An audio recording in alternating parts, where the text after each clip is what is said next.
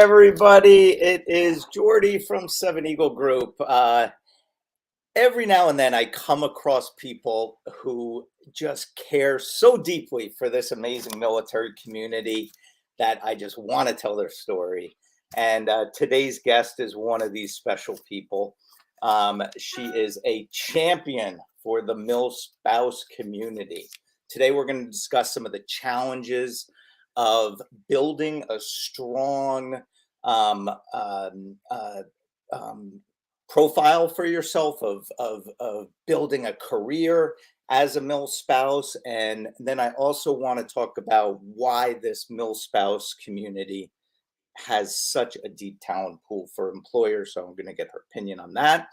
17-year U.S. Air Force spouse with quite an impressive resume.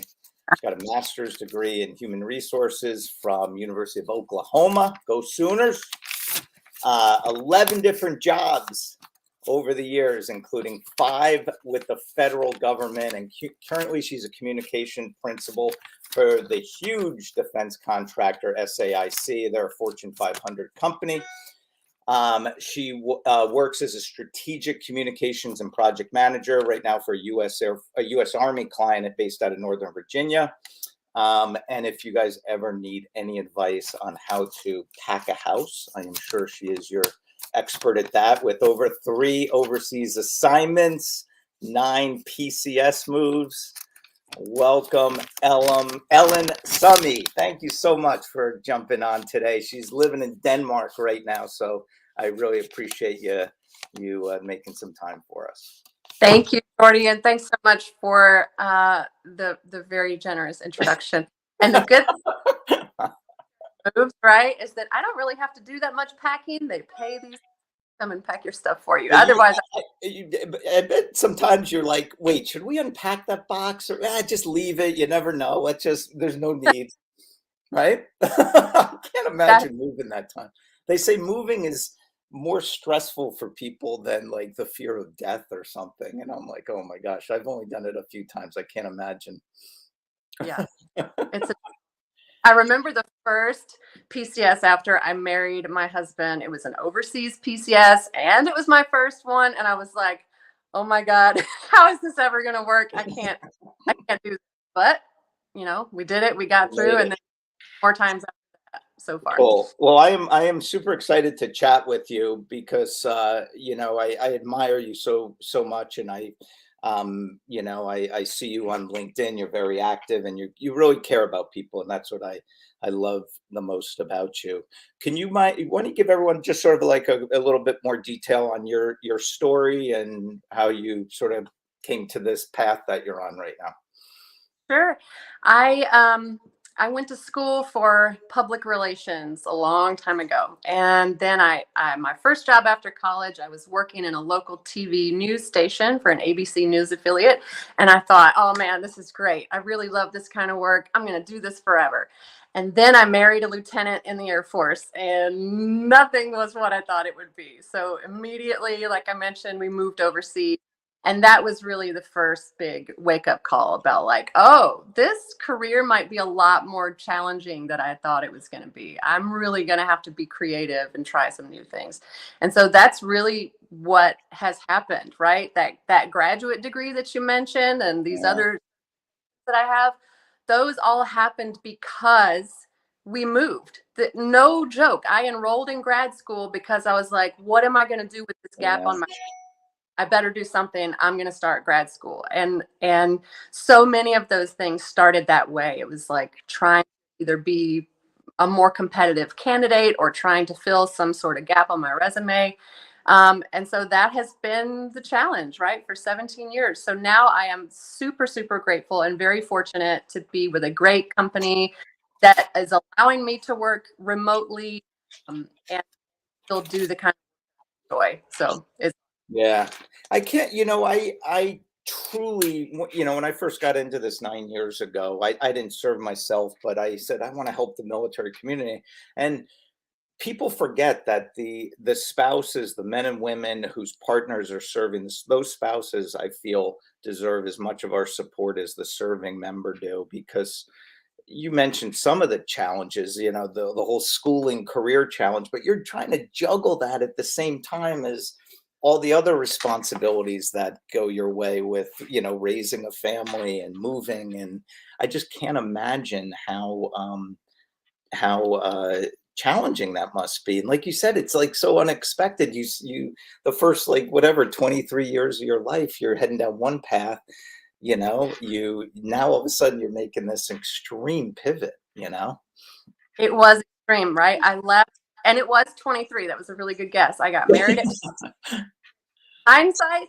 It's really young, but at the time I thought, oh wow, Yeah. I'm grown up. I know what I'm doing.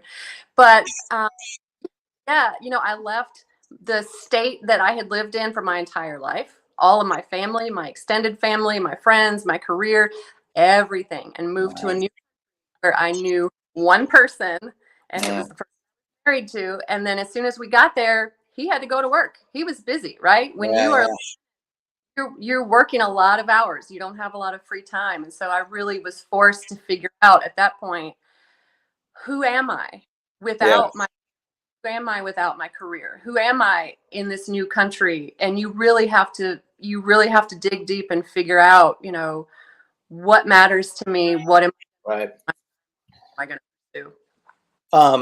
What made you, well, as you're juggling all these personal challenges, what made you decide to devote so much of what you do to helping other spouses with these challenges? Like, there are millions of spouses out there who just go about their way and do their best they can, but then you're juggling that and then also looking to help your colleagues, so to speak. And why that route?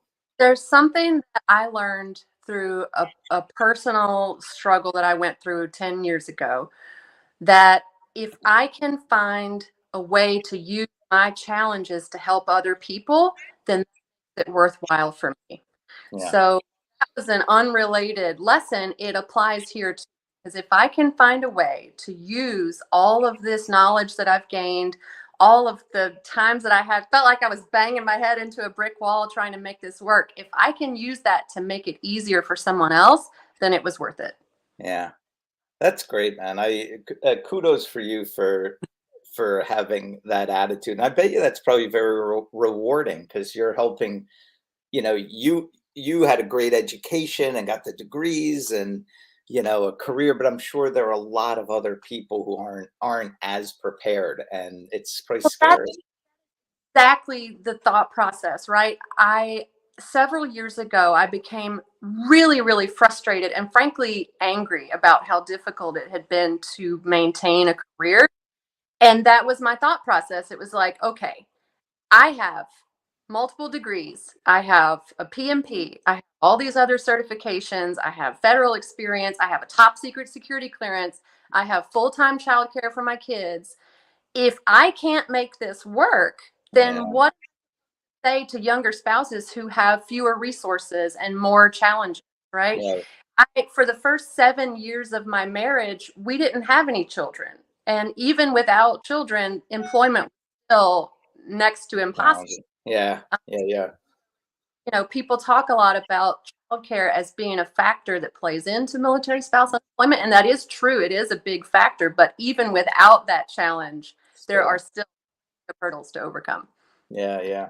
All right, so let's get into it now for all of the spouses and sort of veterans who are listening to this. I want to hear some of your favorite tips, suggestions, pitfalls. Let's start with the career path, which is a hard one. Like, how do you choose? How do you decide what is the best path for me? What types of jobs should I be looking at? You have the hurdle of, does it need to be remote? Because I don't know where I'm going to be next week. Talk a little bit about how do you choose something that is going to be right for you? I wish I had a great answer for that. The truth is that I have pivoted over and over and over Yeah. based on what is available at the time and where I am. Yeah. I have nonprofits, I've worked for the government, I've done a little bit of independent consulting on the side, and it really just depends on the environment, the economy. Where am I? What's available? I remember having this conversation with my husband several years ago. He was like, I think you need to just like pick a thing and make a plan and then work Right. toward it.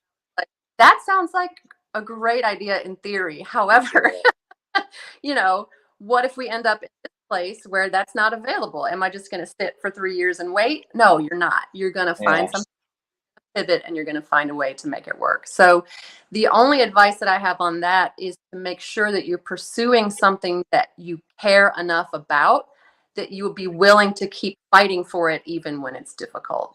And Yeah. for me, That's good. communications work, right? This has been the challenge of my life to build this career and make it work. And it's possible because it's work that I enjoy and it's work that I care about. Yeah, I could see how that can help. Like your husband's advice is spot on, right? But you have to have a little bit of flexibility. You got to be willing to try to adapt your passion, your into whatever the environment, whatever the market is willing to bear at the time. To have that flexible. That's interesting. That's good. That's good advice. Um, what have been some of your biggest frustrations in looking Yeah. for work as a spouse? There are so many programs and opportunities that look great on paper, right? Hey, here's a program, which I took advantage of, that will pay some tuition for you so you can go and get a new certification. Here's a program that will allow you to be trained in management. You can get a PMP for free. Here's a program for resume review and all these other things. And they're great and they're very helpful. But the problem is, those programs, as well as military spouse hiring preference within the federal government, those are really like stepping stools, right? They will help you with that first step to get in the door. But I don't know if you've ever tried to climb a career ladder by using a step stool. It doesn't really work. So, what we need are employers that understand that challenge and that will find a way to help us stay in the door once we get in the door, right? Employment is one thing, but retention is another thing. And that has been my biggest hurdle is, like you mentioned, 9 or 11 jobs in 9 years or 9 moves. That's because I'm pretty good at getting in the front door at this point. I know how to do that, but trying to stay in that Uh, door move is an entirely different challenge. And that's where it really takes commitment from your employer, from your manager to make it work. Because otherwise, what we're forced to do is ask for favors. You're right. We're asking our customers yeah, a favor. Can you help me out? I need to work remotely. And that's not a fun position to be in. We need people who understand the challenge and who will advocate for us. And part of that is that we have to be able to sell our own value to the organization. yes. We have to do a good job of showing, demonstrating our value. Here's why you need to keep me, and here's the way that we can make that happen.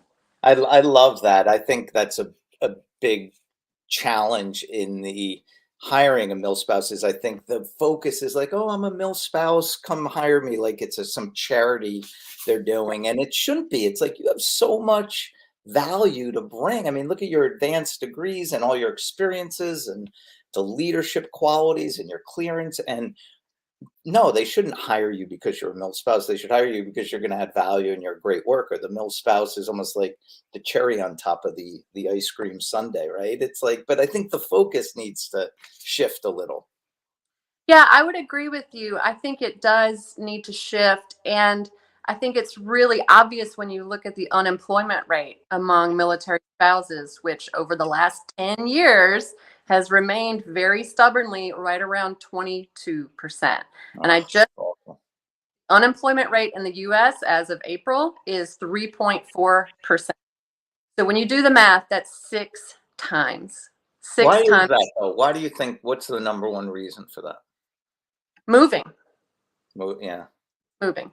even with the number of remote opportunities, you think that because their spouses are not staying in one place long, they can't set up roots. They get a job locally, and then they're on the road and the company says no, ain't gonna Yeah. work.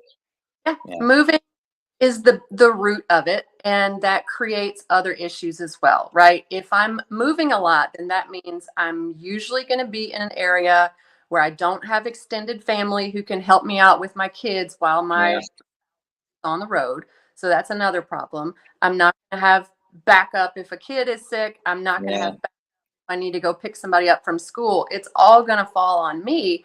And I also don't get to live near my network of people, right? So that's one of the skills that we learn, is to be really effective networkers, because when you move to a new duty station and you sign your kids up for school, there's that line on the form where it says, who's your emergency contact? I And know. sometimes, You're like, oh crap, who am I gonna put? like, I Right. don't know anybody here. Can I put myself 3 times? The dog. I just met, So Mm. we have learned over time to be very, very quick and very efficient networkers.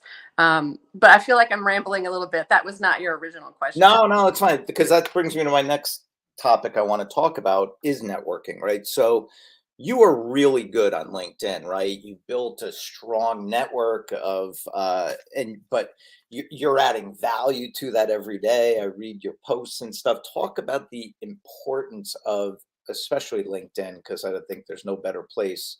But why is that so important to be good at LinkedIn and good and be a good networker? And what are some tips that someone can use to get them down that path? So my number one recommendation for this comes from my background in PR and public affairs, and that is give away something of value for free. Yeah, And get to do by sharing remote job opportunities or sharing links to resources for vets and mil spouses. It's all right. It's because I care. I want to share these resources. I want to make things easier for the people who are coming behind me. But that is attractive to people, and people will flock toward, a person who is going to point them in the right direction and point them towards resources. So that's really it. If you want to build a network on LinkedIn, give away something of value for free. And it might not be the same thing that I'm giving away. It might be your personal insights or the things that you're really good at or the experiences that you've had that you can share with other people. Just offer it up, write it out, share it. Other people appreciate that. And when there's no strings attached and there's right. no about like, oh, come and sign up for this and right, just give away something of value for free. People And love that could that. even be, like you said, you feel so, when somebody moves to a new location, they feel so alone. They don't have family. Even just, hey, I'd love to grab some coffee. Hey, is there anything, love to chat once, whatever. Just offer your friendship, your ear to other people going through similar challenges. Yeah. One of my favorite things that LinkedIn has allowed me to do is to connect other people together. So Yeah, when one person reaches out to me with a question and I notice some similarities, I'm like, you should really talk to this person. Have you met this person? And I can right. put them, and watching some of the magic that happens when those people create a relationship. And I mean, it's really amazing to see what people do. And I love to be that link. Connector. Yeah, yeah, I love that. That's good. I think, and to a point you said earlier, like I feel most people use LinkedIn wrong, or they don't understand networking. Their idea of networking is, I'm here, I'm unemployed, nobody's hiring me. Here's my resume. Who's hiring? Any jobs out there? Like, and I feel like that's the wrong way to go about your search. Like, as opposed to the adding the value and letting people come to you, they just push the resumes, thinking like that's gonna get them hired. I saw something that really stuck with me recently, and it was specifically about resumes, but I think it applies to a LinkedIn presence as well. But this is not your Wikipedia page. This is not everything about you. It's not the history of your life. It's not all of your thoughts and feelings. It is a sales page. Yeah, It's the why somebody would want to hire you or purchase what you're selling. So I try to remember it's not Wikipedia, it's a sales page, and think of it that way.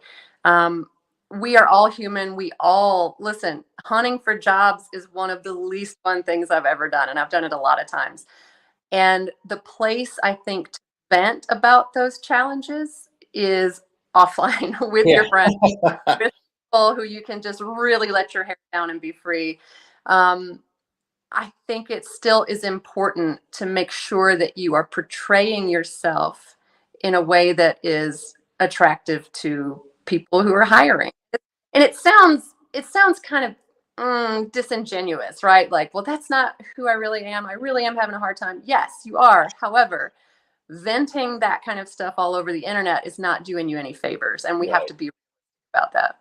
Right, because you never know who is going to read your post, who has a job opening, whose friend has an opening, And yeah, I'm with you 100% when I see those negative, like, oh, life sucks, woe is me, and nobody's hiring, and I've sent out 50 resumes, and it's a real turnoff to me. I'd rather see the opposite of that.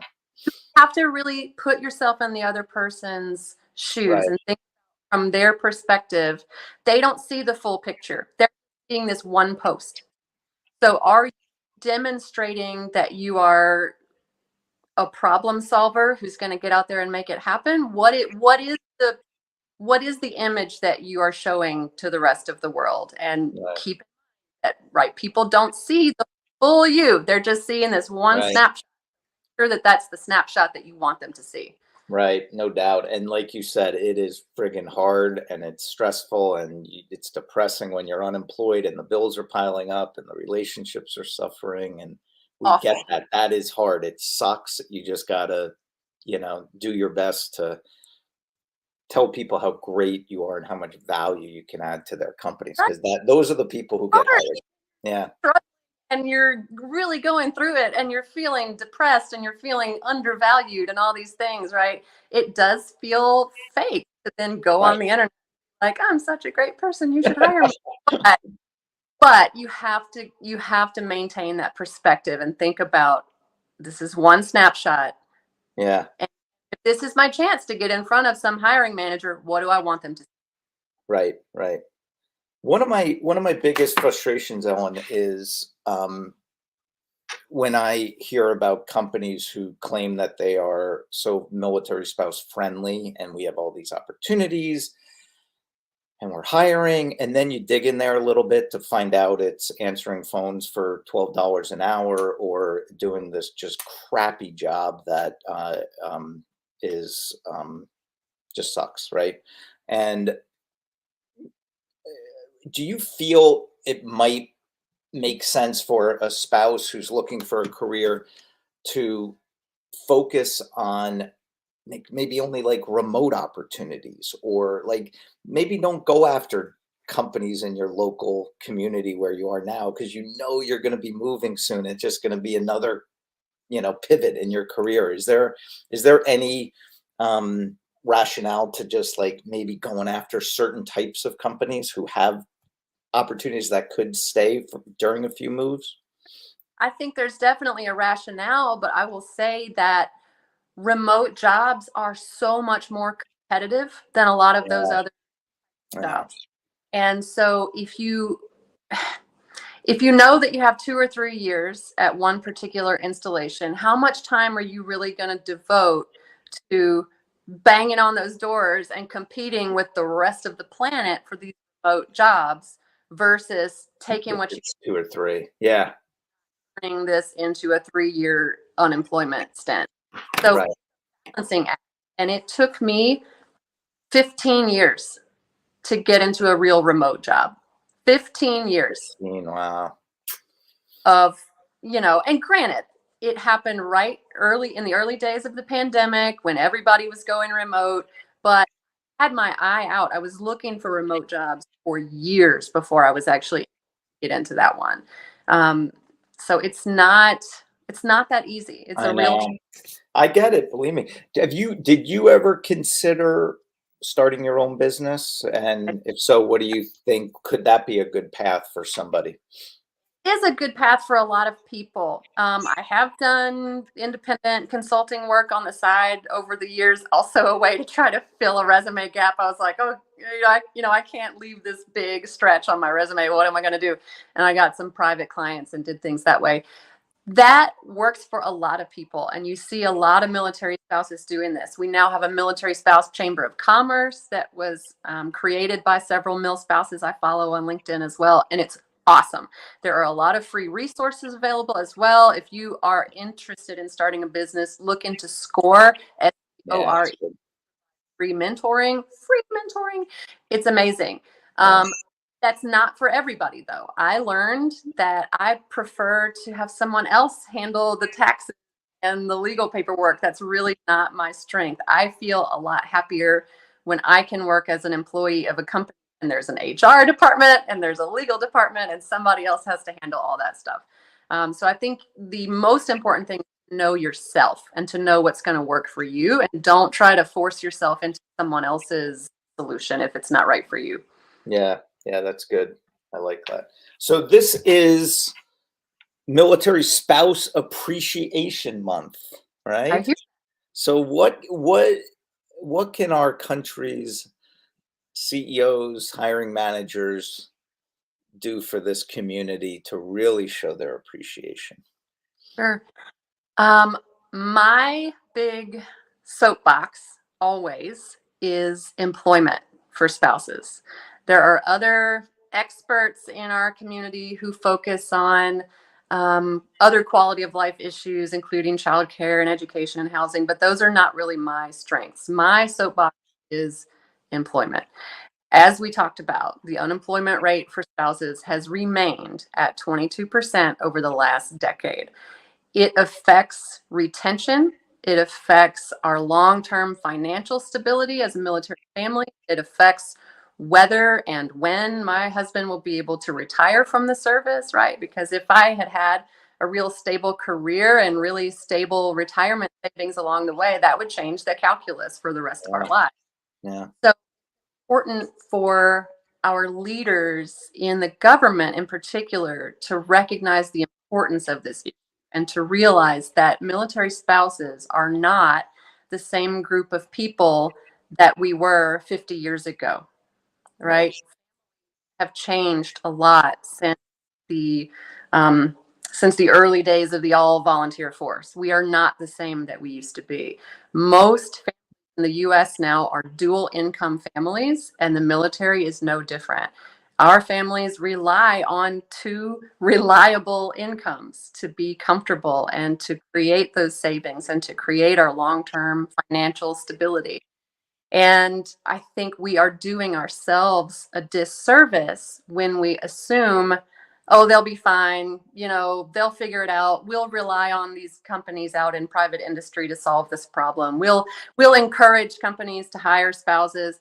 I think the government really has a vested interest in fixing this. And I know a lot of our Yeah, leaders publicly stated their support and have demonstrated that they care. We saw Secretary Austin recently releasing this giant memo about quality of life initiatives for families, and that's great. But I think we need to understand that where the rubber meets the road, where these programs and policies are being implemented, we're still not getting it done. So that's what would mean the most to me.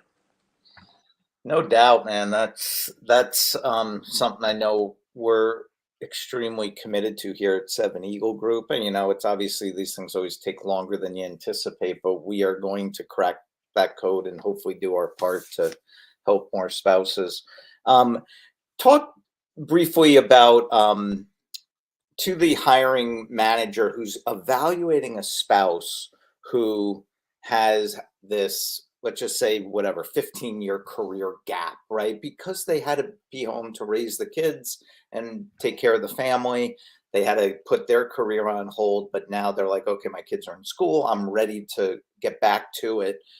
Oh, and what I don't have any skills, I don't have any value. Talk about what they did learn, what makes them attractive, even though they did not work a traditional job during that time. I have a list, Jordy. I wrote Yes. couple of years ago called 7 Reasons to Hire a Military Spouse. Number one, as I mentioned earlier, we are professional networkers because of this lifestyle that we live. We know how to show up, plug in, and get stuff done. I call us the ultimate plug and play professional. Pick us up, move us over here, put us back down, boom, we're in business. Easy. Number two is that we are not afraid to try new things because we've had to do it so many times, right? Like, should I move to Norway? Absolutely. Let's do it. Hey, you want to sleep on an air mattress for 6 weeks? Let's go for it. I've done work, right? Like, we're not afraid to try new things. Number three, we understand red tape. And red tape is an issue not just in the government, it's in every industry, but we are very familiar with it because of all the hurdles that we have to deal with in this lifestyle. Number four, we're fast. We are fast. We have learned that if you wait for things to get done, you're going to be packing those boxes up again. Can't just wait for the time to be right. We have this really keen understanding of the value of time because our lives exist on this like rotating 3-year schedule, sometimes less. I've had a 6-month PCS. So we understand the value of time and we're good at getting things done quickly. We are independent. All of the things that you do in your daily life, we have done them alone. Right? I have bought a house by myself while my husband was in a different state or a different country. I have taken kids to the ER by myself. I have dealt with freak hailstorms that totaled a car in front of my house by myself while he was TDY. So we learned to be very, very independent. We have a very wide array of skills, and that comes from having to pivot constantly to try to maintain a career. Sure, I'll go work for a nonprofit. Yes, I can build you a website. Absolutely. Let me Google that real fast. So we really develop a much broader array of skills than I think you might imagine. And then the last one on my list is that military spouses who are gainfully employed, build careers, create stability for the entire military family. And I think that's so important. Yeah, those are some great tips. You rattled those off. That was awesome. I had notes ready. I know, and the thing that bothers me is like, why are we having to even talk about this stuff? Like, why aren't spouses having more opportunities? And that's something that I know as a country we have to fix. We have to do that. And I can't thank you enough, Ellen, for coming on and sharing all your story and all this great advice that you've developed over the last 17 years of living this life. And if I could end this with one thing for our employers out there, please give these military spouses an opportunity. The men, the women who have partners serving our country deserve our support. Give them a chance, give them an opportunity to compete for a job.